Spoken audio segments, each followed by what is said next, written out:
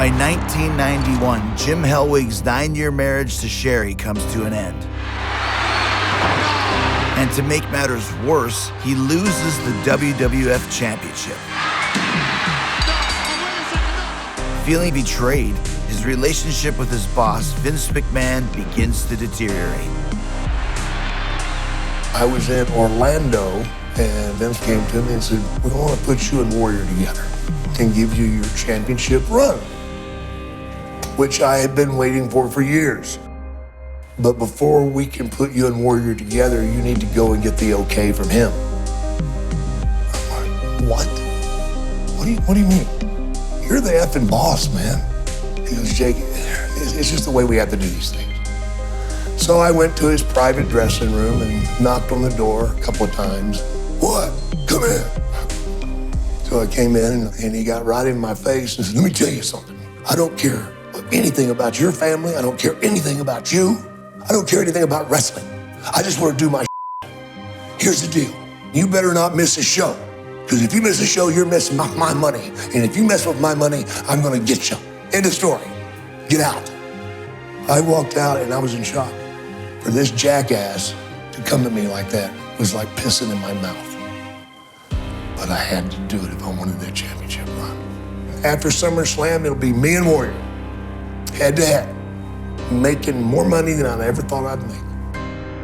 Plans for Jake the Snake Roberts would soon be derailed as tensions between McMahon and Hellwig begin to boil over.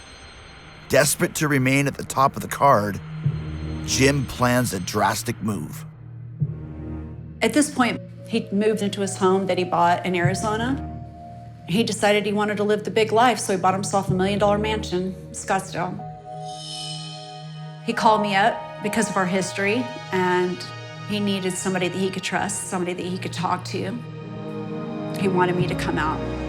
He had decided in his mind, in his paranoid mind, that he wanted everything that Hulk had. He wanted the same money, he wanted the same cut of the merchandising, he wanted it all.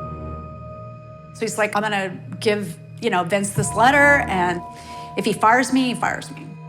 I was like, "You can't do this. Like, you can't hold up TV." And he's like, "Well, I've lost my whole life, and I feel like I deserve what he has." And at that point, there's absolutely no getting through to him. And I knew that this was gonna end really bad for him. Leading up to the SummerSlam pay-per-view in 1991, with 20,000 fans in attendance and millions more watching at home, Jim delivers a letter to Vince laying out a list of demands. He threatens that unless he is treated creatively and financially in line with Hulk Hogan, he would refuse to show up. Vince is infuriated, but he has one rule: get the match in the ring at all costs.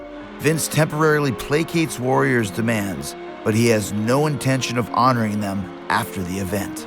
I was there at SummerSlam, man. It was in Madison Square Garden. I'm so amped up, man. I am going to start making thousands of dollars every time I go through that curtain. I was standing next to Vince when Warrior came out of the ring.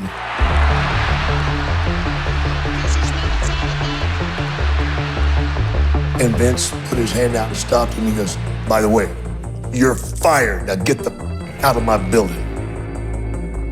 And Vince looked at me and he goes, "You got the worst luck of any human being I've ever met."